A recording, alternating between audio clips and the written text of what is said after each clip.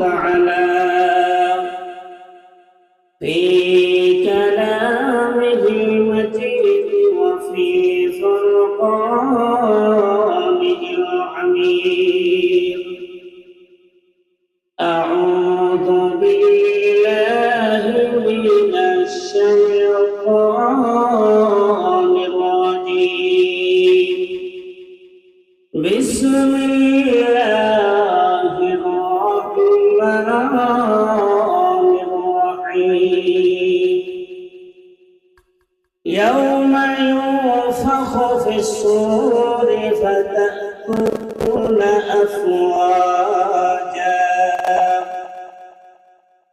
صدق الله العظيم. عن شداد بن أوس رضي الله تعالى عنه قال قال رسول الله صلى الله عليه وسلم محمد وعلى آله وأصحابه وسلم. صلى الله على سيدنا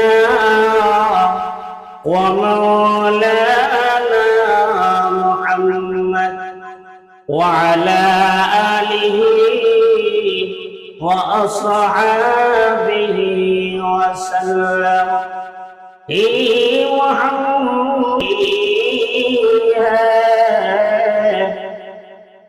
کہ جہاں چیز ہے کیا لوح قلم تری ہے.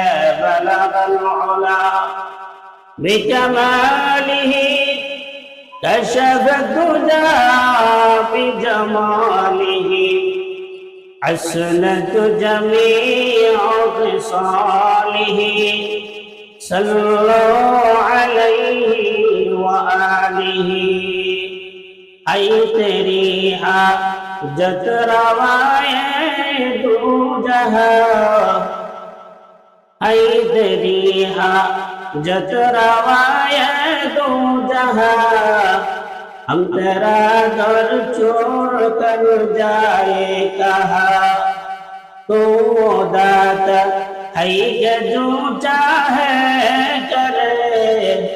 تو داتا ہے کہ جو چاہے کرے.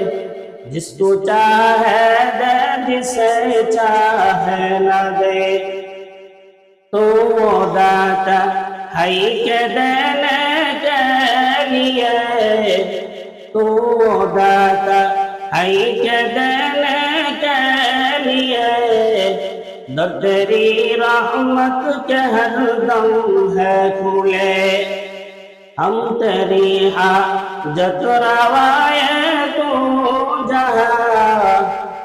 ہم تیرا حاجت روائے تو جہاں.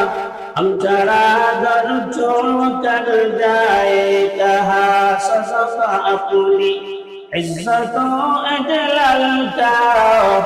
صدق اپنی عزت و اجلال کا. صدقہ پیغمبر کا ان کی آل کا. اپنی رحمت ہم پہ اب مبذول کرو. اپنی رحمت ہم پہ اب مبذول کرو.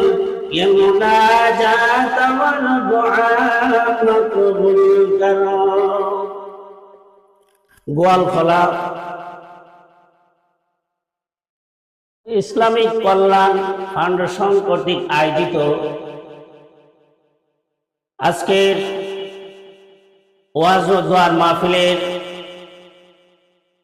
শ্রদ্ধাভাজন সম্মানিত সভাপতি সাহেব, উপস্থিত মুরব্বিয়ানে নিজাম, সমবেত সমবয়সী যুবক ভাইরা, পর্দার আড়ালে অবস্থানরত অত্যন্ত শ্রদ্ধেয় আবেদ সালেহা পর্দানিশীন মা ও বোনেরা, সর্বপ্রথম আল্লাহ রাব্বুল আলামিনের দরবারে অসংখ্য অগণিত শুকর এই জন্য আদায় করি যে মহান রব একটি নিরিবিলি পরিবেশে সুন্দর জায়গায় কোরআন হাদিসের মজলিসে প্যান্ডেলের নিচে এসে আল্লাহ তাআলা আমাদেরকে বসার সুযোগটুকু দান করেছেন। এই জন্য সকলেই অন্তরস্থল থেকে শ্রদ্ধাজড়িত কণ্ঠে আবেগের সাথে কালিমাতুশ শুকর আদায় করে বলি আলহামদুলিল্লাহ, মাশাআল্লাহ। আওয়াজটা আরেকটু জোরে হইলে অসুবিধা আছে, কারণ এখন তো আর নির্বাচন নাই, শক্তি জমায় রাখবার কোনো দরকার আছে? নির্বাচন অনেক দেরি আছে। ওই সময় আমরা তো আমার চিনি নই নাকি, মাদ্রাসার ওই মেম্বারের এই বাড়িতে একসাথ থেকে শির মেম্বারের বাড়ি পর্যন্ত মিছিল গেছে। এরপরে এই মিছিলে আবার মেম্বারের বাড়ি শেষ হয়েছে। একটা টুস পাইছিলাম কিনা, মনে হয় একটা টুস পাইছিলাম, কিন্তু সার লাগালার পাইছিলাম, কিন্তু শক্তি তো খুব ব্যয় করছি। অমুক মার্কা তুমুক মার্কা মিছিল কি আর কম দিছি, কিন্তু টুসের বেলা হইলে গিয়া কারাকারি করে একটা পাওয়া গেছে, সার সিরিয়াল নাই, মুরব্বীরা পাইছে। এখন এই নির্বাচন আছে, জোরে বলেন এই নির্বাচন এখন আছে, তাহলে এই শক্তিটা তো ব্যয় করতে দিব। আর শক্তি ব্যয় করলে দিনের রাস্তায় লস নাই, কারণ আল্লাহ নবী বিশ্বনবী রাহমাতুল লিল আলামিন বলেছেন, কেউ যদি রবের শুকর আদায় হিসাবে আল্লাহু আকবার, আলহামদুলিল্লাহ, সুবহানাল্লাহ উচ্চারণ করে,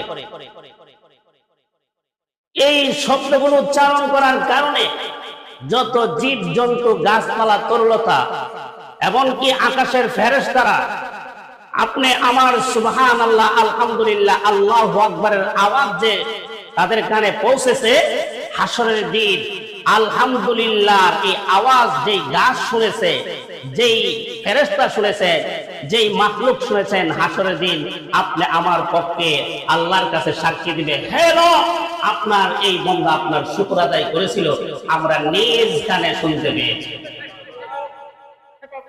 এজন্য শুকর আদায় হিসাবে আর তো জোরে সরে অন্তরের অন্তঃস্থল থেকে মহব্বত নিয়ে আবেগের সাথে মধুর কণ্ঠে সুউচ্চ আওয়াজে বলি আলহামদুলিল্লাহ, আলহামদুলিল্লাহ।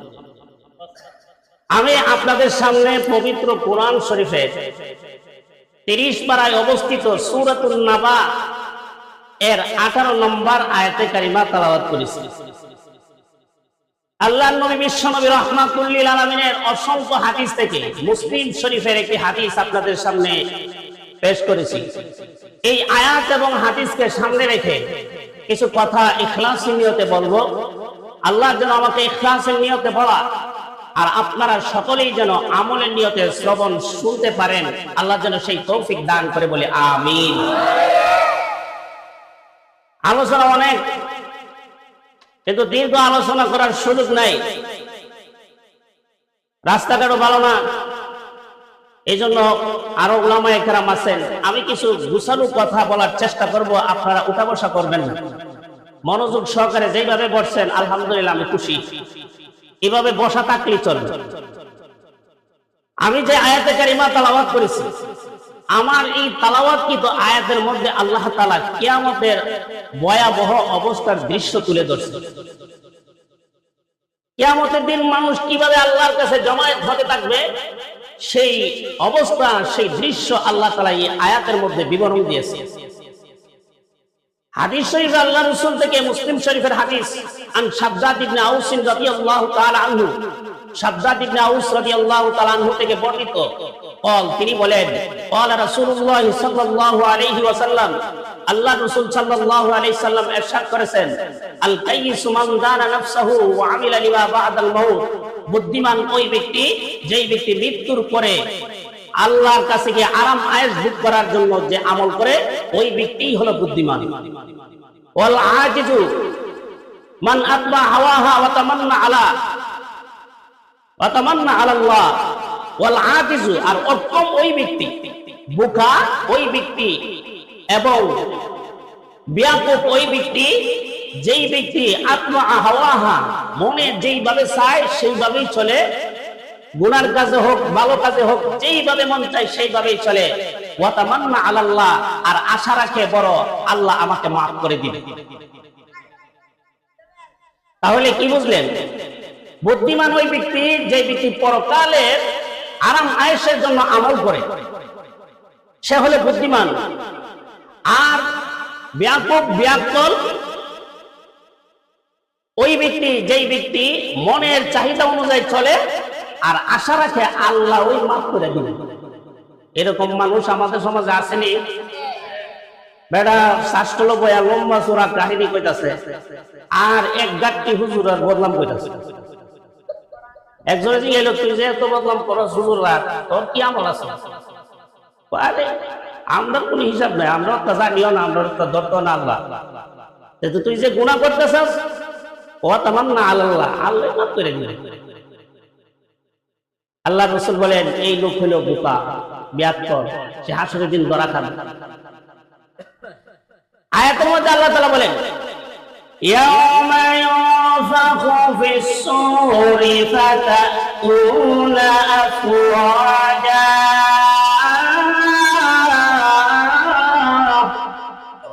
ইয়াউমা ইউনফাখু ফিস-সূর, ইয়াউমা আই ইয়াউমাল কিয়ামা, কিয়ামতের দিন, ইউনফাখু ফিস-সূর সিংহার মধ্যে ফুৎকার দেওয়া হবে, ফাতাতুনা আফওয়াজা তখন মানুষেরা দলে দলে কিয়ামতের মাঠে উপস্থিত হতে থাকে।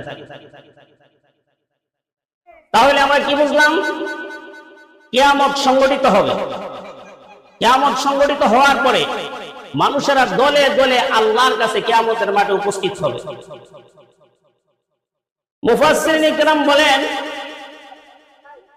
কিয়ামত হলো দুই প্রকার। কত প্রকার? জোরে বলেন, কিয়ামত কত প্রকার?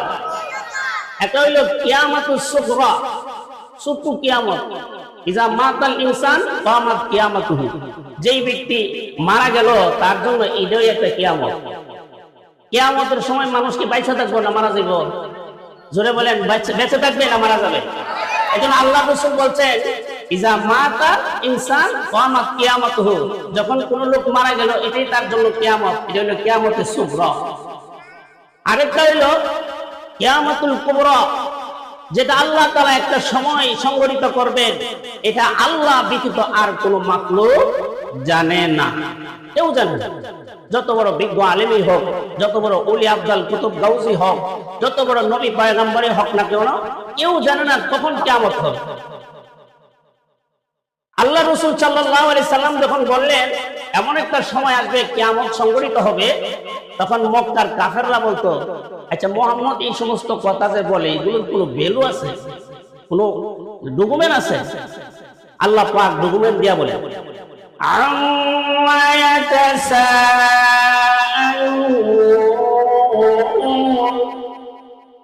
আপনাকে তারা এসে জিজ্ঞাসা করবে ও মুহাম্মদ কিয়ামত কখন হবে? আনিন নাবাইল আযীম,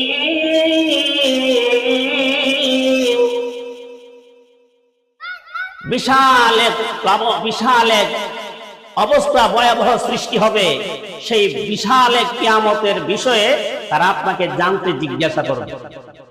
তাহলে বোঝা যায় মক্কার কাফেররা যদিও বিশ্বাস না করে কিয়ামত যে হবে, তারপরও ভিতরে একটা সন্দেহ আছে, কখন হইব এটার জন্য জিজ্ঞাসা করতে আসে। কিয়ামত সংগঠিত হবে। এই আয়াতের ব্যাখ্যায় ইয়াউমা ইউনফাখু ফিস-সূর, এই আয়াতের ব্যাখ্যায় মুফাসসিরিন کرام উল্লেখ করেছেন সিংহা নামক একটা জন্তু থাকবে, একটা বস্তু থাকবে, এই বস্তুর মধ্যে ইসরাফিল ফেরেশতা সিংহার মধ্যে ফুৎকার দিবে। সাত আসমান সাত জমিন সমস্ত মাখলুকাত সৃষ্টি করার পরে আল্লাহ তাআলা এই সিংহাকে সৃষ্টি করলেন, করার পরে ইসরাফিলের হাতে দিলেন, ও ইসরাফিল এই সিংহা তোমার হাতে দিয়ে দিলাম, তুমি সিংহা নিয়ে দাঁড়ায় থাকবা, যেই দিন আমি তোমাকে হুকুম করব ওই দিন হুকুম করার সাথে সাথে সিংহায় ফুৎকার দিতে হবে। ওই দিন থেকে ইসরাফিল এই সিংহা মুখে নিয়ে দাঁড়ায় আছে। মান জুইলা মিন আইয়ি শাইইন, কোন জিনিস দ্বারা সিংহাকে তৈরি করা হয়েছে? মুফাসসিরিন কেরাম বলে সিংহাটা হইল, আমরা দেশে গরু চিনি, গরুর শিং থাকে না, মহিষের শিং, গরুর শিং আছে না, বড় সিংহের মতন সিংহার আকৃতি। আর এটা মতির মতন, হীরামণি মুক্তা মতির মতন একদম সাদা। এই সিংহা ইসরাফিল আলাইহিস সালাতু ওয়াস সালাম নিয়ে দাঁড়ায় আছে। আল্লাহ তাআলা যখন হুকুম করবে তখন তিনি সিংহার মধ্যে ফুৎকার দিবেন। কোন কোন মুফাসসিরিন কেরাম বলেন সিংহার মধ্যে ইসরাফিল 3 বার ফুৎকার দিবে। কয়বার? 3 বার। আমার কথার সাথে আপনারা হানা বলবেন, না হলে আলোচনাটা আস্তে আস্তে গভীরতায় ঢুকতেছে, তুই না মজা পাবেন, আমল করার কিছু জিনিস নিয়ে যেতে পারবেন। সিংহার মধ্যে কয়বার ফুৎকার দিবে? আবার কোন কোন মুফাসসিরিন কেরাম বলেন 2 বার। সব মিলায়া 3 বার হই। 1 নম্বর সিংহায় ফুৎকার দেওয়া হবে ইয়াউমা ইউনফাকু ফাজিআ। প্রথম সিংহায় ফুৎকার দেওয়ার পরে যত মাখলুক আছে ফেরেশতা সহ, শুধুমাত্র 5 জন ফেরেশতা, 4 জন ফেরেশতা ইসরাফিল, মিকাইল, আজরাইল, এরপরে জিবরাইল, এই 4 জন ফেরেশতা ব্যতীত সমস্ত মাখলুক আতঙ্কিত হয়ে যাবে। দ্বিতীয় নম্বর ওয়া নাফখাতুস সাআতি। দ্বিতীয় ফুৎকার দেওয়ার পরে এক ফুৎকার থেকে আরেক ফুৎকারের ভিতরে 40 বৎসর অতিবাহিত হবে। এর ভিতরে মানুষের এমন একটা আতঙ্ক সৃষ্টি হবে, মানুষের ভিতরে এত ভয় সৃষ্টি হবে, মানুষগুলো প্রায় মরে যাওয়ার কাছাকাছি অবস্থার সৃষ্টি হয়ে যাবে, পেরেশান হয়ে যাবে, পাগল হয়ে যাবে। দ্বিতীয় ফুৎকার 40 বৎসর পরে দেওয়া হবে নাফখাতুল সাআতি। এই ফুৎকার দেওয়ার সাথে সাথে সব মানুষ মারা যাবে। এরপরে তৃতীয় ফুৎকার হবে নাফখাতুল কিয়ামি। তৃতীয় ফুৎকার দেওয়ার পরে মানুষ সব কবর থেকে উঠতে থাকবে। এই 3 ভাবে মানুষের অবস্থা সৃষ্টি হবে। আল্লাহ রাসূল বলেন কিয়ামতের ফুৎকার যখন আসবে, মানুষটা স্বাভাবিকভাবে হাটে বাজারে চলাফেরা, যেভাবে সার্ভিসে বৈশাখ দোকানে বাজারে জমি জমাতে কাজকর্ম করতেছে, এইরকমই কাজকর্মে লিপ্ত থাকবে। মনে করবে আসলে এটা একটা আওয়াজ আসছে, চাক্কা বাষ্ট হইলে গাড়ির, লোড গাড়ির চাক্কা বাষ্ট হইলে যেরকম একটা আওয়াজ হয়, এমন একটা আওয়াজ হবে। মানুষেরা মনে করবে এটা স্বাভাবিক অন্যান্য আওয়াজের মতো। কিন্তু না ভাই আমার, আল্লাহর নবী শমীদ রাহমাতুল লিল আলামিন বলেন, এ সাহাবীরা, দুনিয়ার মানুষ যার যার মতন করে কাজ করতে থাকবে, কিন্তু ইসরাফিল সিংহায় যখন ফুৎকার দিবে, ইয়াউমা ইউনফাখু ফিস-সূর ফাফাজিআ মান ফিস-সামাওয়াতি ওয়া মান ফিল-আরদ ইল্লা মান শাআল্লাহ কুল্লুন আতাউহু দাখিলিন। যখন ইসরাফিল প্রথম ফুৎকার দিবে, আল্লাহ রাব্বুল আলামিন বলেন, হে পৃথিবীর মানুষেরা, আমার হাবিব আপনি আপনার উম্মতদেরকে জানায় দেন, যেই মাত্র প্রথম ফুৎকার ইসরাফিল সিংহার মধ্যে দিবে, দেওয়ার সঙ্গে সঙ্গে মানুষগুলো আতঙ্কিত হয়ে যাবে, বইয়ের ভিতরে প্রবেশ হয়ে যাবে, সকলে পেরেশান হয়ে যাবে, অস্থির হয়ে ছুটাছুটি করতে থাকবে। তখন মানুষগুলো একজনের সঙ্গে আরেকজন দুষাদুষি করতে করতে অসুস্থ হয়ে যাবে। এইভাবে 40 বছর অতিবাহিত হয়ে যাবে।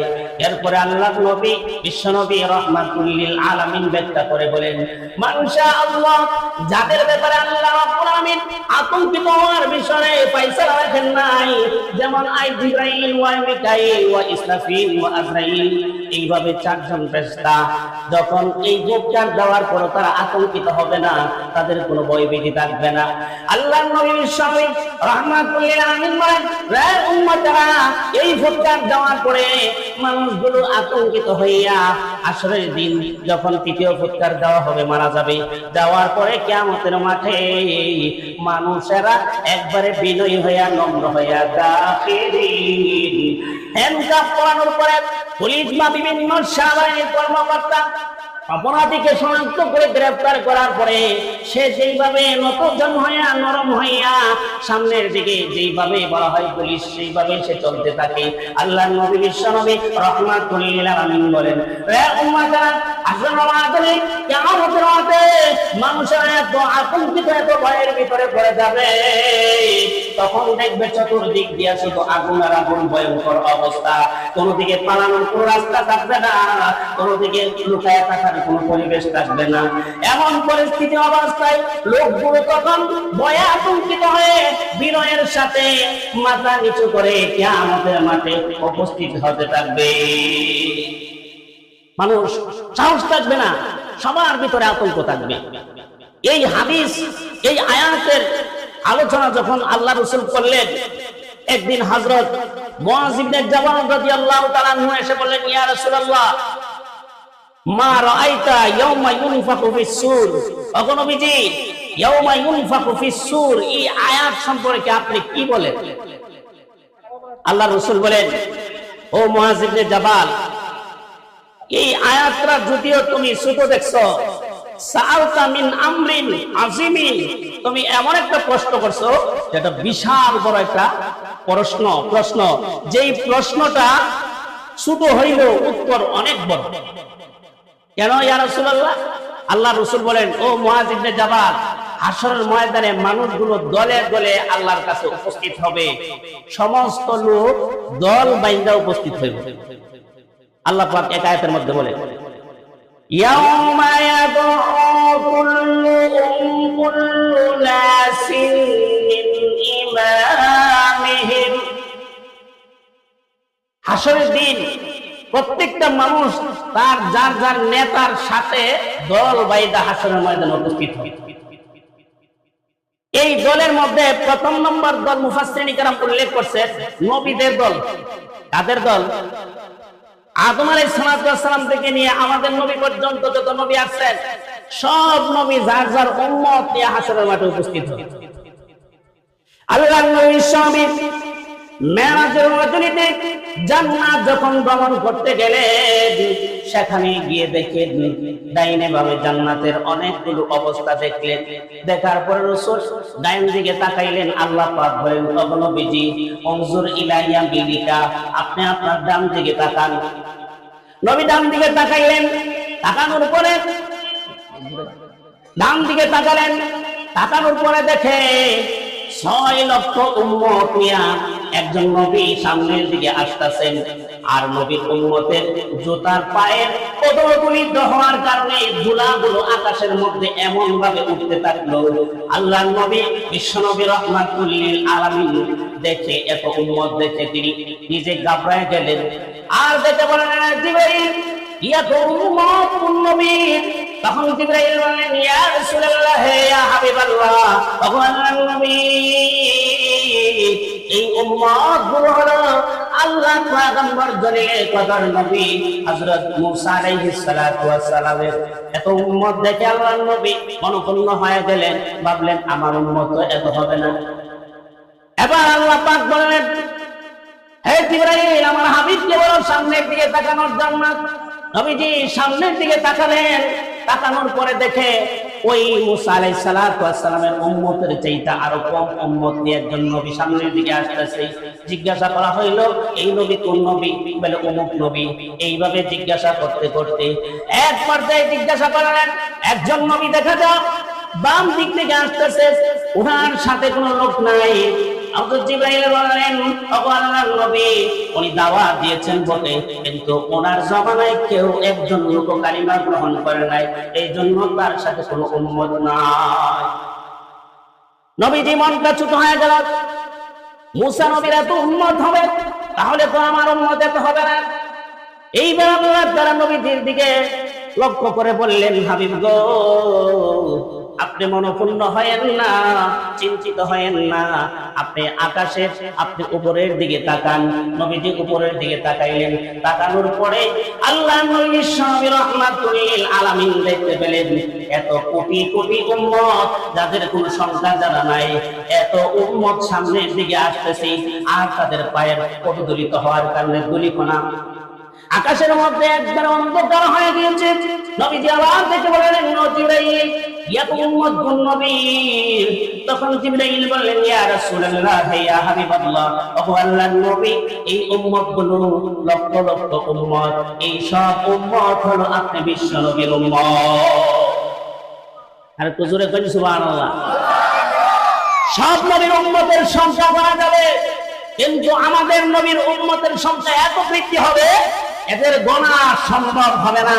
আল্লাহ রাসূল বলেন, জান্নাতে যারা যাবে তাদের কাতার হবে 120 কাতার, আর আমি একা বিশ্ব নবীর উম্মত হবে 80 কাতার।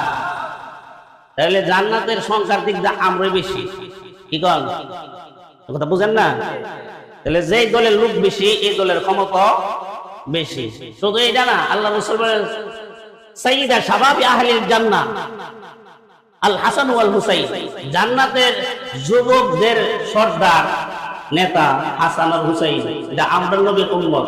তাহলে যত জান্নাতি যুবক লিডার, যত সর্দার আছে, যত জান্নাতি যুবকরা থাকবে, এরা নেতা কার দলে? আমরা নবীর দলে, আমরার দলে। তাহলে যুবকদের নেতাগিরি আমরা হই, কি কোন? হাসান হুসাইন ভাই আমরা হইলাম না? এরপর আল্লাহ রাসূল বলেন, ফাতিমা তু সাইয়্যিদাতু নিসাই আহলিল জান্নাহ, ফাতেমা রাদিয়াল্লাহু আনহা হলেন জান্নাতের সমস্ত মহিলাদের নেত্রী। তাহলে মহিলাদের নেতৃত্ব আমরা হাতই। এরপর আল্লাহ রাসূল বলেন, যত বয়স্ক বৃদ্ধ আছে, সমস্ত বয়স্ক মুরব্বীদের নেতা হবে হযরত আবু বকর সিদ্দিক রাদিয়াল্লাহু তাআলা, আর সমস্ত নবীদের সর্দার সাইয়্যিদুল আম্বিয়া মুহাম্মদুর রাসূলুল্লাহ সাল্লাল্লাহু আলাইহি ওয়াসাল্লাম। হিসাব করলে দেখা যায় জান্নাতের সব সর্দারই আমরা। কি কোন কথা বুঝেননি? জান্নাতের সব সর্দারি যদি আমাদের হাতে হয়, এই নেতৃত্ব আমরাই চালাবো। এখন আমরা যাও না ঘটি জান্নাত, হ্যাঁ? জান্নাত যাইতে হইলে, নেতৃত্ব দিতে হইলে জান্নাতে যেতে হবে। না গিয়া কি দেওয়া যায় না? নেতৃত্ব দেওয়া যায় না। আল্লাহ রাসূল বলেন, ইয়াউমা ইউনফাকু ফিস সূরি ফাতাতুনা আফওয়াজা, দলে দলে হাশরের ময়দানে উম্মতগুলো একত্রিত হবে। মুফাসসিরিন কেরাম এক ব্যাখ্যা করে বলেন, সমস্ত নবীদের দল, অর্থাৎ নবীরা যার যার উম্মত নিয়ে উপস্থিত হবে। আল্লাহ রাসূল বলেন, ও মুআয ইবনে জাবাল, শুধু আমার উম্মতে নয়, সব নবীর উম্মতের মধ্যে, আবার প্রত্যেক নবীর উম্মতের মধ্যে 10 শ্রেণীর মানুষ হবে। কয় শ্রেণীর মানুষ? 10 শ্রেণীর মানুষ। তো আশারু আশারাতা আসনাফিন মিন উম্মতি, আল্লাহ নবী বলেন, কিয়ামতের দিন, যেই দিন কায়েম হয়ে যাবে, হে মুআয ইবনে জাবাল, তুমি সাআলতামিন আমরিন আযীম, বিশাল বড় একটা প্রশ্ন পড়লে। হে মুআয ইবনে জাবাল, প্রত্যেক নবীর উম্মতের মধ্যে আবার 10 শ্রেণীর মানুষ হবে। এই রকম 10 শ্রেণীর মানুষ আমি বিশ্ব নবীর উম্মতের মধ্যে হবে। এর মধ্যে ফামিনহুম আলা সূরাতি ইরাদাতিন, এক শ্রেণীর উম্মত আমি বিশ্ব নবীর উম্মতের মধ্যে হবে, মুসা নবীর উম্মতের মধ্যে হবে, ঈসা নবীর উম্মতের মধ্যে হবে, আদম নবীর উম্মতের মধ্যে হবে, ইব্রাহিম নবীর উম্মতের মধ্যে হবে। ঠিক তদ্রুপ আমি বিশ্ব নবীর মিনহাজ উম্মতি, আমার উম্মতের মধ্যে 10 শ্রেণীর লোক হবে। আলা সূরাতি কিরাদাতি, তাদের আকৃতি হবে বানরের মতো। আমার উম্মতের মধ্যে একজন লোক কিয়ামতের মাঠে উপস্থিত হবে, তাদের আকৃতি হবে আলা সূরাতি কিরাদাতি, বানরের মতন। কিসের মতন? বানরের মতন। আল্লাহ রাসূল বলেন, এই হলো এক প্রকার সূরতের। দ্বিতীয় হইল ফামিনহুম আলা সূরাতিল খানাজিরি, দ্বিতীয় প্রকার একদল উম্মত আমার উম্মতের মধ্যে থাকবে, তাদের আকৃতি হবে সবচেয়ে নিকৃষ্ট প্রাণী শুকরের মতো। নাউযুবিল্লাহ, শুকরের মতন আকৃতি হবে। এরপর আল্লাহ রাসূল বলেন, ফাবাজুম মিনহুম, তাদের মধ্যে আরেকটি দল হবে, মানকুসুন আরজুলুহুম আলা ওয়া রাসুহুম ইয়ামশি ফিল আরদ, তাদের আকৃতি হবে এমন অবস্থা সৃষ্টি হবে, তারা মাথাতে ভর দিয়ে পাগুলো উপরের দিকে দিয়ে মাথা দিয়া হেঁটে হেঁটে কিয়ামতের মাঠে উপস্থিত হবে। কষ্ট কম হবে না বেশি হবে? বেশি হবে। যেহেতু আলোচনা অনেক লম্বা, এই কয়েকটা আলোচনা করে সামনের দিকে আগাই। প্রথম শ্রেণী আল্লাহ রাসূল বলেন, আমার উম্মতের মধ্যে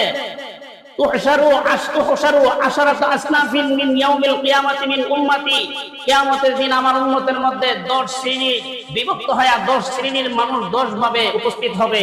এর মধ্যে আলা সূরাতিহিম কিরাদাতিন, এক শ্রেণীর লোক হলো বানরের আকৃতি। এরা কারা? জিজ্ঞাসা করা হলো, ইয়া রাসূলুল্লাহ মান হুম, তারা কারা? রাসূল বললেন, আল্লাযীনা ইয়ামশী বাইনান নাস, যারা মানুষের মধ্যে গীবত করে করে বেড়ায়। কি কইরা গীবত? আমরা সমাজ এক জায়গার কথা আরেক জায়গা নিয়ে লাগাইলে হ্যাঁ কি দেখে, তুই একটা বান্দর। সহজ ভাষা, যদি একটা আরস্ত লাগা জায়গা দুইজনের মধ্যে ঝগড়া লাগে, তখন মানুষের এটাকে হ্যাঁ একটা বান্দর, দুনো জায়গার মধ্যে একটা কাইজা লাগাই কয় কিনা। আসরের দিন যারা দুইজনের মধ্যে ঝগড়া লাগায় তাদেরকে আল্লাহ তাআলা বানরের আকৃতি দিয়া উঠাইবে। আল্লাহ রাসূল বলেন, লা ইয়াদখুলুল জান্নাতা কাত্তাতুন আইনাম মামুন। ক্বালা সুফিয়ান আন্নাম মামুন। সুফিয়ান বলেন, কাত্তাতুল অর্থ হইল গীবত করা, একজনের কথা আরেকজনের মধ্যে নিয়ে চালায়া দেওয়া।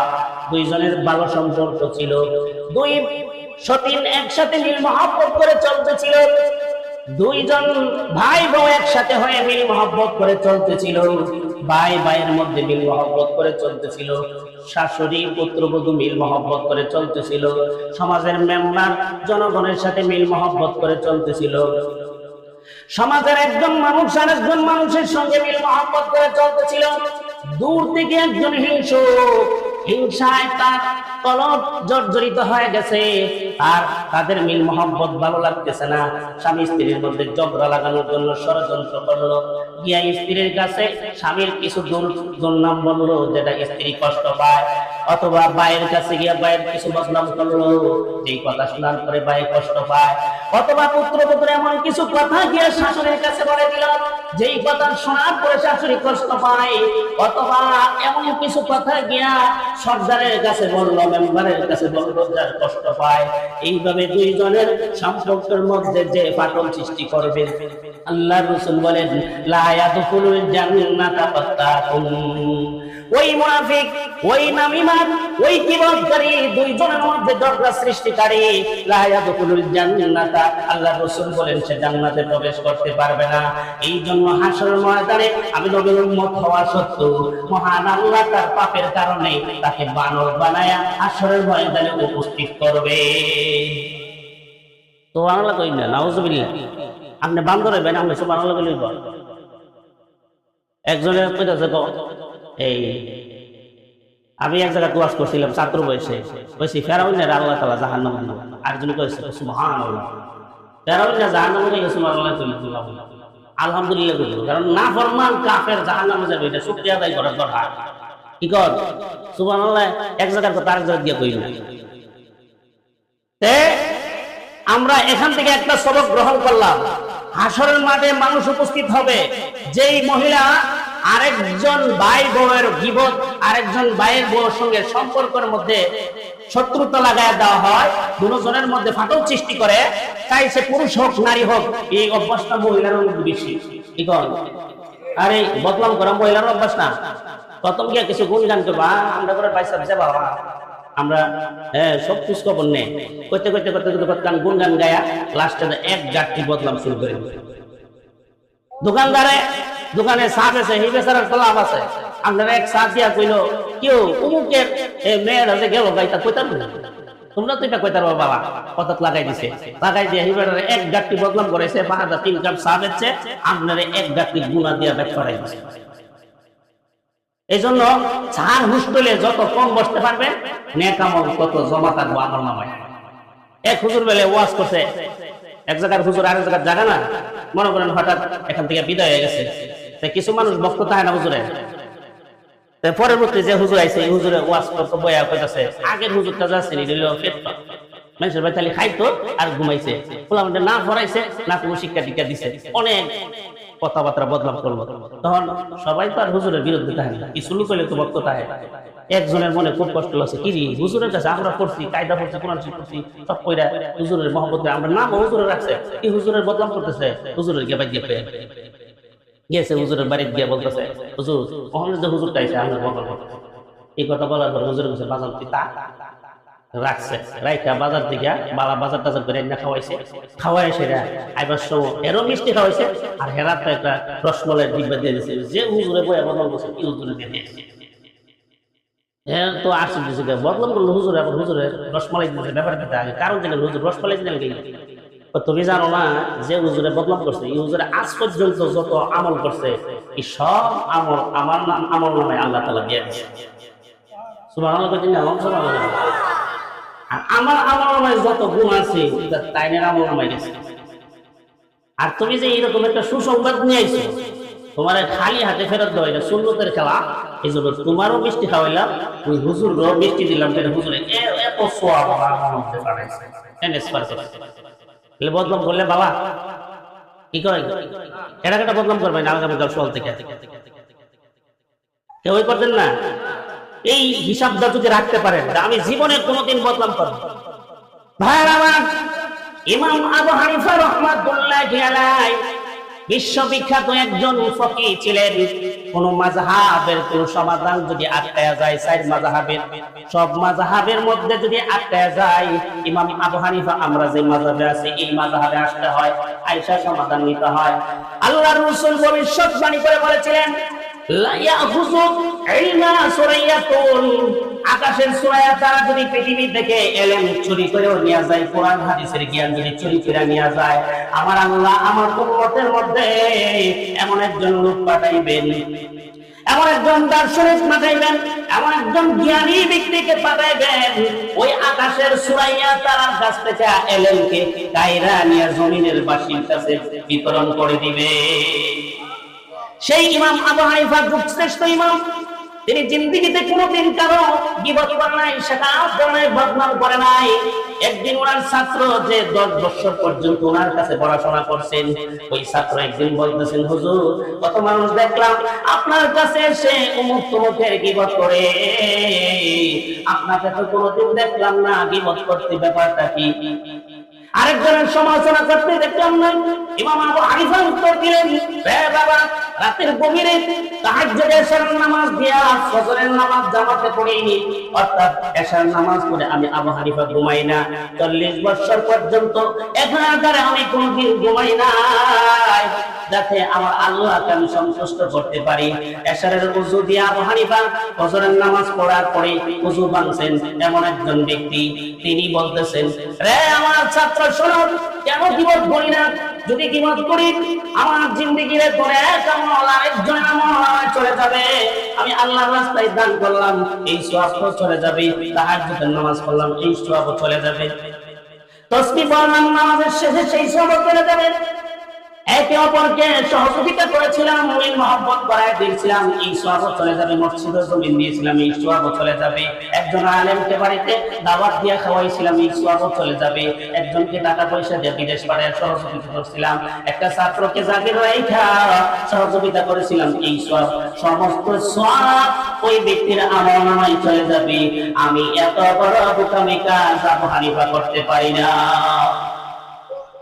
একদিন ইমাম আবু হানিফা তিনি তার পিতার বদনাম করতেছেন, আমার বাবা বাবা না, আমার বাবা অমুক তমুক। তখন ওই ছাত্র বললেন, হুজুর কত মানুষ দেখলাম নিজের বাপের বদনাম করে না, স্বার্থের কারণে বদনাম করে, অনেক সময় জমি জমা ঠিকভাবে না পাইলে কি কন, যদি বন্ধের ক্ষেত্রে বড় বাইরে দেওয়া আমাদের দোকানে বয়ে দেবেন, তা বাপ না আর কুস্তা টাইম কত বাজে না, টাইম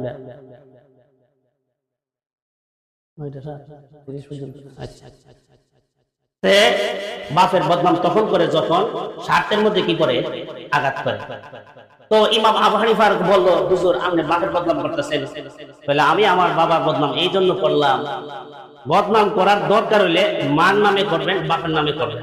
এরে ইমাম আবু হানিফা বলেন, আমি যে সওয়াব কামাই করছি এই বদনাম করার কারণে সওয়াব যদি আমার বাপের আমল নামে যায় তো আমার বড় কাজ। আপনারা কি করেন? বদনাম করছে কই থাকলো, বাপের কাছে থাকলে মানে আমার কাছে একটা, আসলে দিন বাপে আমাকে সুপারিশ করে দিবে সবের বলে। মার নামে বদনাম করলাম, মার আমার নামে থাকবো, আমার বরের ভিতরে থাকলো, ভাইয়ের বদনাম করলাম, বোনের বদনাম করলাম, বোনের সমালোচনা করলাম, তাহলে আমার পরিবারের ভিতরে থাকলো, আমি এত কষ্ট করে নিয়ে কেমন করে ওয়াজ তাফসীর মাফি করে সব কামাইলাম, আর এই সব বুঝে আর বলে দিয়ে দিলাম। তাহলে এক নম্বর সবক আমরা আজকে থেকে নিয়ত করি, কেউ কারো কোনোদিন গীবত করব না। মা বোনদেরকে বলি, আপনারা কথা বেশি বলেন, আপনাদের গলায় হাড্ডি নাই, কারণ কথা ভিতরে থাকে না। আর গলায় হাড্ডি নাই কেলিগা জানেনি, সেল মিললে গলা চলে যাবে বা কেলিগা বলেন আল্লাহ হাড্ডি দিয়েছেন। আর এর কথা ভিতরে থাকে না, যা শুনে তা সারে। আল্লাহ রাসূল বলেন আলমার ও কাযিবা, ওই ব্যক্তি মিথ্যাবাদী হওয়ার জন্য যথেষ্ট, বিকুল্লি মা সামিয়া, যা শুনে তা ওই আরেকজনের কাছে বইলা দেয়, সে মিথ্যাবাদী হওয়ার জন্য যথেষ্ট। তাহলে এক নম্বর সবক হলো, আমরা কেউ কারো কি করবো না, গীবত করবো না। করলে হুজুর ধরি আমার করি এরে হাসরের দিন আমার সব বেশি থাকলে আমরা যারা সিনিয়র আমার বদল করি বললে আমার আমল মতে আমি আপনার চিনি, বিপদ বললে আমরা কি করি জোরে বলেন ঠিক কি আছে কিনা? আপনারা যদি বদনাম করার দরকারই লাগে, তাহলে আমার নাম তো জানেন খালেদ সাইফুল্লাহ বিজয় নগরী। আপনারা কারো বাইক না লাগে, কারো আবার নাতি লাগে, বদনামরা আমার নামে করবেন, আসলে দিন আমি আপনার সাথে এছাড়া আর তোর বদনাম করবেন, জোরে বলেন করবেন। মা বোনদেরকে বলি, কারো বদনাম করবেন না, একে অপরের সমালোচনা করবেন না। যদি করেন আল্লাহ তাআলা বানরের আকৃতি দিয়ে হাসরের মধ্যে নেবেন। ভাইয়ার আমার, দ্বিতীয় নম্বর আল্লাহ রাসূল বলেছেন ফামিনহুম আলা সূরাতিল খানাজিরি, কিছু মানুষকে আল্লাহ তাআলা শুকরের আকৃতি বানায়া উঠাইবেন। আল্লাহ রাসূলকে জিজ্ঞাসা করা হইল, ইয়া রাসূলুল্লাহ লিমাযা আলা সূরাতি খানাজিরি, কেন তাদেরকে শুকরের আকৃতি বানাইয়া উঠানো হবে? নবীজি বললেন উম্মতেরা শোনো, সাহাবীরা শোনো, আল্লাযীনা ইয়াকুলুনাল হারামা, যারা হারাম পন্থায় উপার্জন করেছে, হারাম ভাবে রুজি রোজগার করেছে, অন্যায় ভাবে হারাম পয়সা উপার্জন করেছে, আল্লাহ তাআলা রুজি রোজগার করা হারাম করেছিলেন। আল্লাহর রাসূল বলেন, আল্লাহ তাআলা পবিত্র কোরআনে বলেন ফাইযা কুযিয়াতিস সালাত ফান্তাশিরু ফিল আরদ ওয়াবতাগু ফাদলাম মিনাল্লাহ, যখন ফরজ নামাজ আদায় করে ফেল, 5 ওয়াক্তের নামাজ পড়ো, এই ফরজ নামাজ আদায় করার পরে যখন তুমি অবসর হয়ে যাবে, ফান্তাশিরু ফিল আরদ, জমিনে ছড়ায়া ছিটায়া পড়ো কাজকর্মের জন্য, ওয়াবতাগু মিন ফাদলিল্লাহ, হালাল ভাবে কাজ করবা।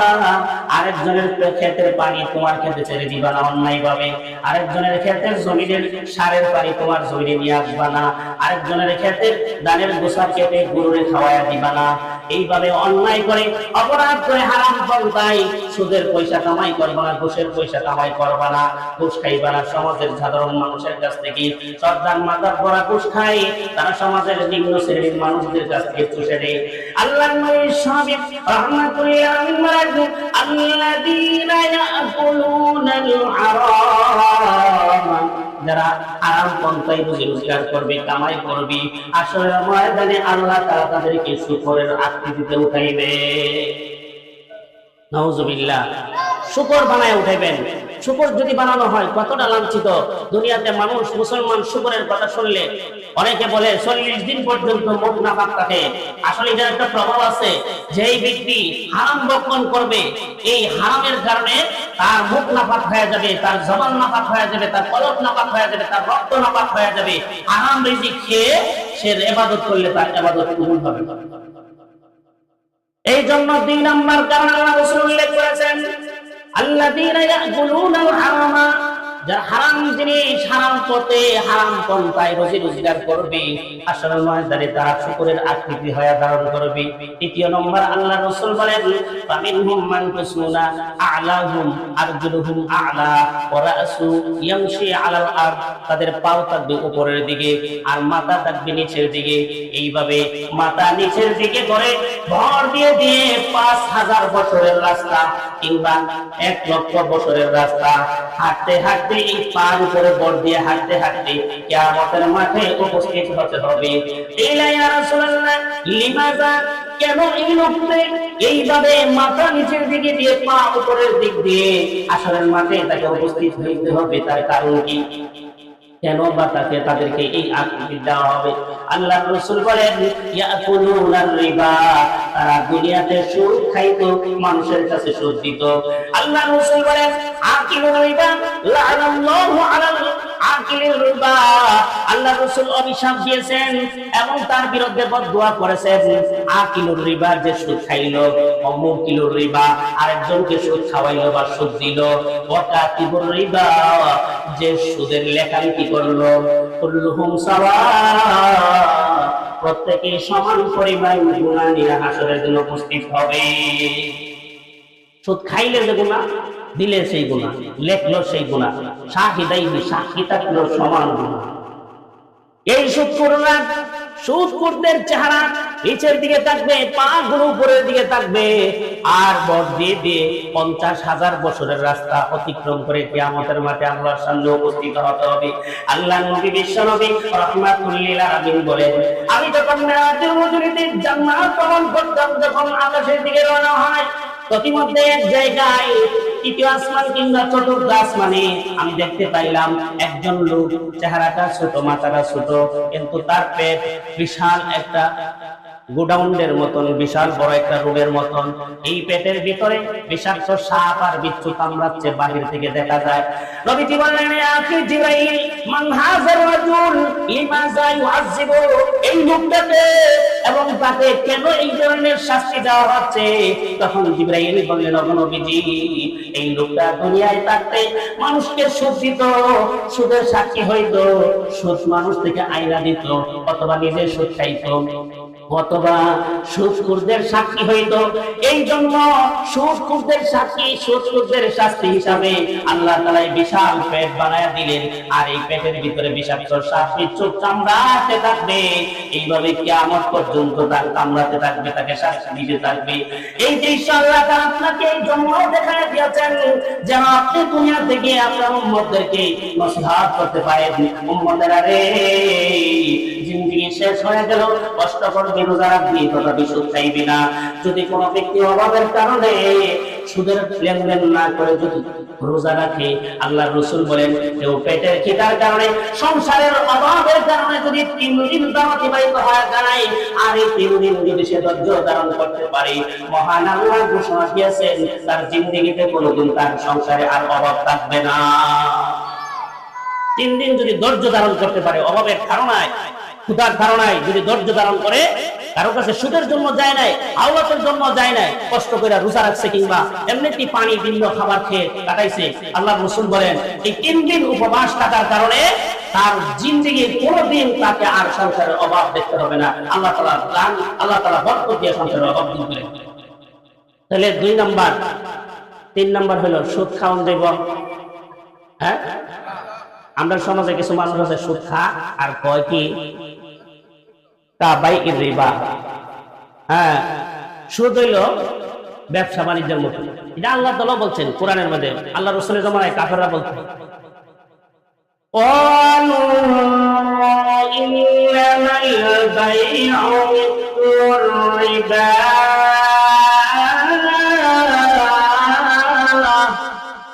আল্লাহ পাক বলেন, নবী, কাফেররা তার কাছে এসে বলে কি, ইন্নামাল বাইউ কামিসলির রিবা, ব্যবসা যেমন করলে টাকা পয়সা আয় উন্নতি হয়, ব্যবসা করলে যেমন টাকা পয়সা লাভ হয়, ঠিক তদ্রূপভাবে সুদ খাইলেও লাভ হয়।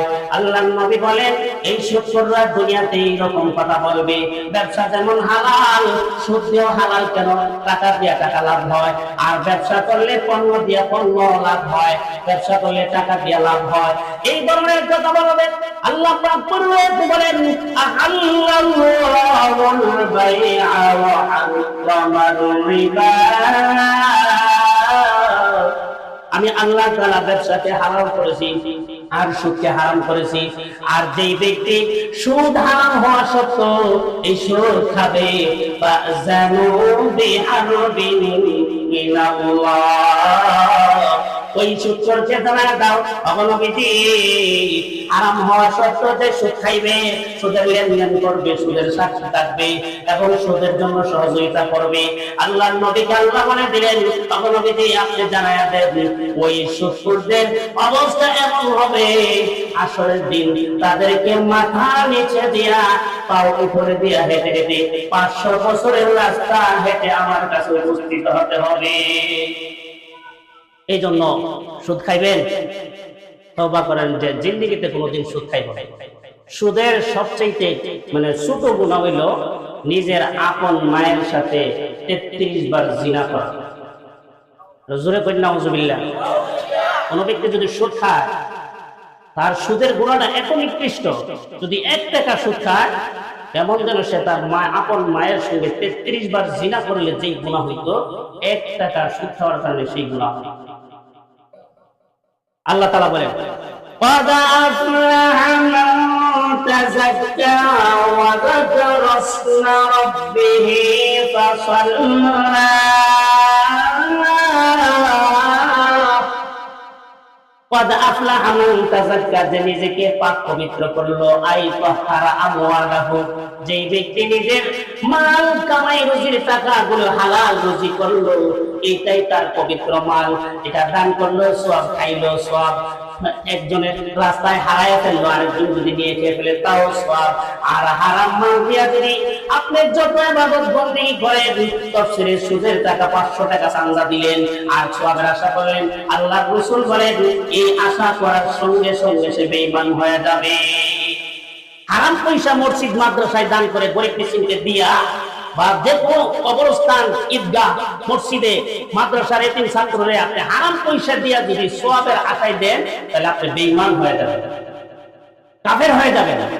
এজন্য সুদখোরের টাকা, সুদের টাকা দিয়া এতটুকু করা যায়, জনগণের বাথরুম টয়লেট করে দেওয়া যায় এই টাকা। আর না হলে যাদের কাছ থেকে সুদ খাইছেন তাদের টাকা তাদের কাছে ফেরত দিবেন। এটা হলো সর্বোত্তম পদ্ধতি।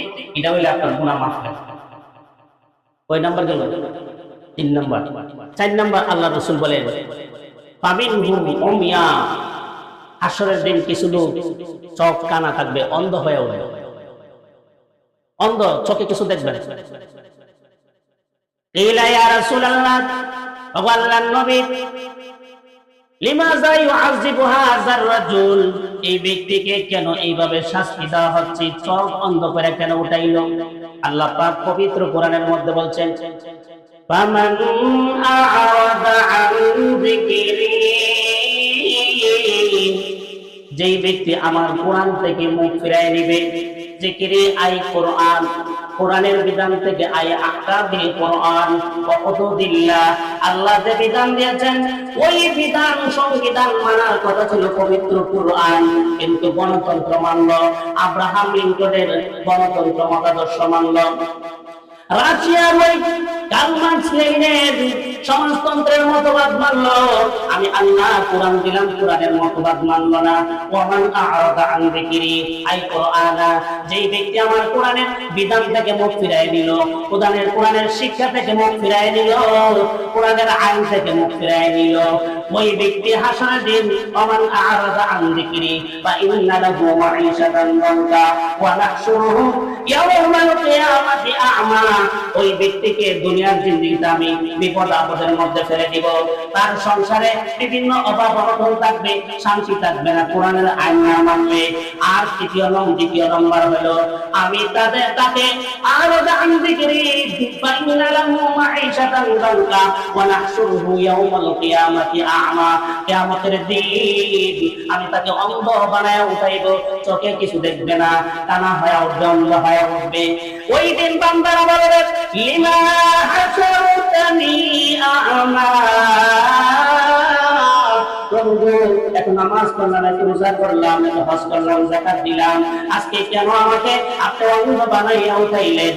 আমি তো দুনিয়াতে ওয়াকাদ কুনতু বাসীরা, দুনিয়াতে তো আমার চোখ ছিল, আপনার দেওয়ার চোখ দিয়ে নিয়ামত ভোগ করেছি, অনেকগুলো আমল করেছি, চোখ দিয়া কোরআন দেখেছি, সমাজ দেখেছি, মানুষের বিভিন্ন উপকারার্থে চোখের সাহায্যে হেঁটে গিয়েছি।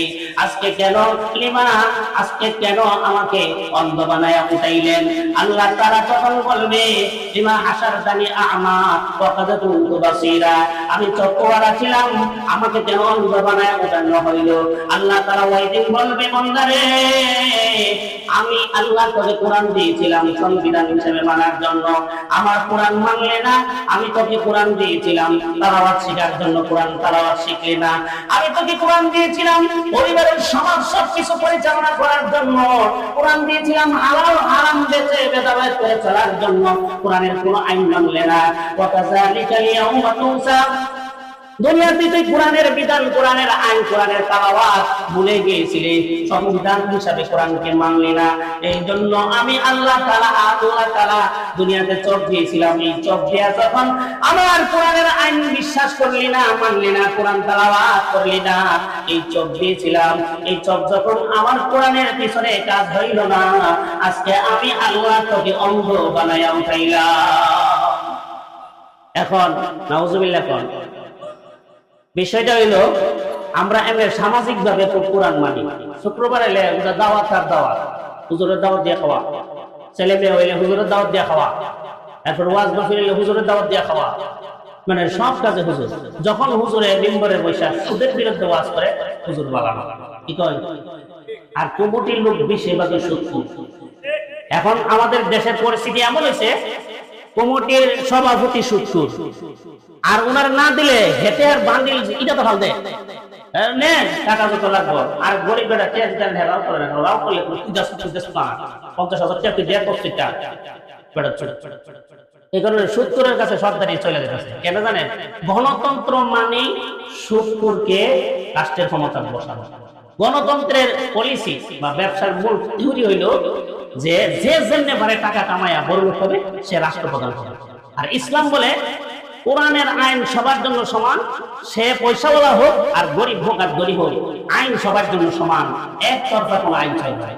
এই জন্য আল্লাহ রাব্বুল আলামিন বলেন, ওমান আ'রাদা আন যিকরি ফাইন্না লাহু মাঈশাতান দানকা ওয়া নাহশুরুহু ইয়াওমাল কিয়ামাতি আ'মা ক্বালা রাব্বি লিমা হাশারতানি আ'মা, হাসরের দিন বলবে আমাকে কেন অন্ধ বানায় উঠাইলেন? ক্বালা কাযালিকা আতাতকা আয়াতুনা ফানাসিতাহা, তোমার কাছে আমার কোরআনের আয়াত আসছিল, তুমি এইগুলোকে ভুলে গেছিলে। ওয়া কাযালিকাল ইয়াওমা তুনসা, আজকে আমি আল্লাহ তোমাকে ওইরকম ভাবে ভুলে গেলাম। এরপরে হুজুর আয়েশা বলছে আর একটা পয়েন্ট, আল্লাহ রাসূল বলেন চতুর্থ নাম্বার হলো, পঞ্চম নাম্বার হলো ফামিনহুম উমিয়ান ফামিনহুম সুম্মা ওয়া বুকমা, আমার উম্মতের মধ্যে চতুর্থ নম্বর শ্রেণী হবে যারা বুবা এবং হাততাল হইয়া হাসরের দিন উঠবে। এই কথাটা বলে আমি শেষ করে দিই। তাহলে আমাদের নবীর উম্মতের মধ্যে পঞ্চম প্রকার হলো, এক শ্রেণীর উম্মত থাকবে তারা হাততাল এবং বুবা হয়ে উঠবে। আল্লাহ রাসূলকে জিজ্ঞাসা করা হলো, ইয়া রাসূলুল্লাহ লিমাযা সুম্মা ওয়া বুকমা, তারা কেন হাততাল এবং বুবা হয়ে উঠবে? আল্লাহ রাসূল বলেন, ইউআজ্জাবুনাল আ'মালা, তারা আশ্চর্য ধরনের কিছু কাজ করে। মানে আশ্চর্য ধরনের কাজ হলো জাদু দেখাইতো আর অশ্লীল পোশাক পরিধান করে। কি দেখাইতো? জাদু দেখাইতো। আমরা সমাজে জাদু দেখানি। জাদু দুই প্রকার, একটা হলো মানুষকে ক্ষতি করার জন্য জাদু করা, আর একটা হলো সমাজের কিছু মানুষকে জাদু দেখানো। এই দুটোই অপরাধ। যারা জাদু করে, আল্লাহ রাসূলকে নবী ইবনে আসেম ইহুদি আল্লাহ রাসূলকে জাদু করছিল। জাদু কইরা দূরবর্তী এক কূপের মধ্যে রাসূলের এক খাদেম ছিল, তার মাধ্যমে রাসূলের মাথা মোবারকের চুল আর রাসূলের দাঁত মোবারক নিয়ে এই নবী ইবনে আসেম তার দুই মেয়েরে দিয়া চুলের মধ্যে গিরু দিয়া, দাঁতের মধ্যে গিরু দিয়া 11টা গিরু দিয়া রাসূলকে জাদু করছে। করার পরে ওই জাদুকৃত চুল আর দাঁত দূরবর্তী অবাক নামক একটা এলাকা ছিল, ওখানে কূপের নিচে পাথরের উপরের নিচে পাথর, এই পাথরের নিচে নিয়ে এই জাদুর মন্ত্র এই চুল দিয়ে গিরু দিয়ে রেখে দিয়েছে। ভাইরা আমার, রাসূল দিন দিন শুকায় যাচ্ছে, খানা পিনা করতে পারে না। রাসূল এই অবস্থা দেখে সাহাবায়ে কেরাম পেরেশান হয়ে গেছে, রাসূলের ঘুম নাই। এইভাবে পেরেশান অস্থিরতার মধ্যে একদিন জিবরাইল মিকাইল রাসূল ঘুমানো অবস্থায় দুজন আসলেন। জিবরাইল রাসূলের মাথা মোবারকের কাছে আর মিকাইল রাসূলের পা মোবারকের কাছে। আয়েশা বললেন, ও মিকাইল, লিমাযা হালাতিল মুহাম্মদ, মুহাম্মদ সাল্লাল্লাহু আলাইহি সাল্লামের এইরকম হালত কেন হইল? জিবরাইল বললেন, তাকে জাদু করা হয়েছে। কে করছে? আসলা নবী ইবনে আসেফ। কিভাবে করছে? রাসূলের দাঁত এবং চুল মোবারক নিয়া। আল্লাহর রাসূল স্বপ্নের মধ্যে এগুলো দেখতেছেন, আর জিবরাইল মিকাইল নিজেরা পাশে বসে এরকম কথা বলতেছেন। এক পর্যায়ে রাসূলকে বললেন যে কিভাবে এই জাদু থেকে মুক্তি পাওয়া যায়। তখন জিবরাইল বললেন, ওই কূপ থেকে যদি জাদু মন্ত্র উঠাইয়া সূরা নাস আর সূরা ফালাক পরে যদি একটা আয়াত পড়বেন আর ওই চুলের গিরুর মধ্যে ফুল দিবেন, এইভাবে 11 আয়াত পড়া শেষ হবে, চুলের গিরুগুলো খুলে যাবে, আপনি সাথে সাথে সুস্থ হয়ে যাবেন। আল্লাহ রাসূল বলেন, এইরকম অনেক মানুষ সমাজে একজন আরেকজনকে ক্ষতি করার জন্য জাদু মন্ত্র করেন, কুফরি কালাম করে ভান দিয়া দেয়। আসরের দিন ওই সমস্ত লোকরে আল্লাহ তাআলা বুবা বানায় উঠাইবেন, হাক্কাল বানায় উঠাইবেন। আরেক প্রকার লোক হইল তারা অশ্লীল পোশাক পরিধান করে, শর্টকাট পোশাক পরিধান করে। আমাদের দেশের মা বোনা অশ্লীল পোশাক পরে, ছোট ছোট শর্ট পোশাক পরে যারা জাদু দেখায়, আরেক শ্রেণীর জাদু যে দেখায়, একটা বেলকে দেখায়, মানুষকে বুবা বানায় দেয়। দুনিয়াতে মানুষ তাকায় তাকে বুবা হয়ে থাকে, কিছু বুঝে না। আল্লাহ রাসূল বলেন, যারা জাদু দেখাইলো, জাদু মন্ত্র করলো, ওই সমস্ত লোকেরা হাসরের দিন বুবা হইয়া আর হাক্কাল হইয়া হাসরের দিন উপস্থিত হবে। এই জন্য একে অপরকে জাদু করা যাইব। এই সমস্ত জাদু আর এই কুফরি কালাম মাজারে যারা আছে এরা করে বেশি। আপনারা বুঝেন, যারা মাজারে আসা যাওয়া করে, মাজারে বেশি এই কুফরি কালাম এগুলো এরা বেশি করে। আরেকটা হলো হিন্দু, আমাদের দেশে হিন্দু যারা ধর্মাবলম্বী, এই হিন্দু ধর্মের লোকেরা এই কুফরি কালাম, জাদু কালাম করে। আর মাজার পন্থী যারা আছে এরা বেশিরভাগ এই কুফরি কালামের সাথে লিপ্ত। এই জন্য হাসরের দিন যেই হোক, যেই মাদ্রাসায় পড়ুক, যেখানেই পড়ুক, যারা কুফরি কালাম করবে, যারা আরেকজনকে কুফরি কইরা বুবা বানায় দিবে, হতভম্ব বানায় দিবে, বিকলাঙ্গ বানায় দিবে, এই সমস্ত কাজ মহিলারা গিয়া মাজার পন্থীদের কাছে ঘুরে আর সতীনের বিরুদ্ধে জাদু করে, এরপরে ভাইয়ের বিরুদ্ধে জাদু করে, দেবরের বিরুদ্ধে জাদু করে, এবং শ্বশুরের বিরুদ্ধে জাদু করে, স্বামীর বিরুদ্ধে জাদু করে। এই জাদুকর গুলোকে হাসরের দিন বুবা বানায়া আক্কাল বানায় আল্লাহ তাআলা উঠাইবেন। আল্লাহ তাআলা আমাদেরকে এই সমস্ত পাপাচার থেকে, কয়টা বললাম? 5টা বললাম। একটা হইলো বানর হওয়া থেকে আমরা বিরত থাকতে হবে গীবত করলে। 2 নম্বর হইলো শুকর হওয়া থেকে আমাদেরকে বাঁচতে হবে হারাম পয়সা উপার্জন করলে। 3 নম্বর হলো মাথা নিচে দিয়া ঠ্যাং উপরের দিকে দিয়ে হাসরের দিন উপস্থিত হইতে হবে সুখ খাইলে। 4 নম্বর হলো অন্ধ হয়ে উঠতে হবে কোরআনের আইন না মানলে, কোরআন অনুযায়ী কোরআনকে তেলাওয়াত না করলে, কোরআনের মাদ্রাসার প্রতি মহব্বত আগ্রহ না থাকলে, কোরআন নিজে না পড়লে, কোরআনের বিধান না বুঝতে না মানলে, এই সমস্ত শাস্তি আপনি আমার হবে অন্ধ হয়ে। 4 নম্বর হলো সুম্মা ওয়া বুকমা, হাক্কাল এবং বদির হয়ে উঠতে হবে। এই কারণগুলো হলো হাক্কাল বদির হওয়ার কারণে কারো জাদু দেখানো যাবে না, জাদু করাও যাবে না। 4টা গেছে, আরো 6টা বাকি রয়ে গেছে।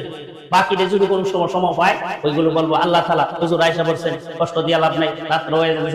আমি আপনাদের কাছের মানুষ, আপনাদের এই মাদ্রাসার শুরু থেকে আমি পড়াশোনা করছি, এই মাদ্রাসার ছাত্র আপনারা অনেকে আমাকে চিনে। আমি আপনাদের কাছে সবার কাছে দোয়া চাই, কেউ আমার মামা লাগেন, কেউ নানা লাগেন, কেউ ভাই লাগেন, সকলের কাছে আমি দোয়া চাই। ওমা আলাইনা ইল্লাল বালাগ। আসসালামু আলাইকুম ওয়া রাহমাতুল্লাহি ওয়া বারাকাতুহু। মাশাআল্লাহ, জাযাকাল্লাহ, অসংখ্য মুবারকবাদ হযরত মাওলানা খালেদ সাইফুল্লাহ বিজলি সাহেবকে। এ পর্যায়ে আমাদের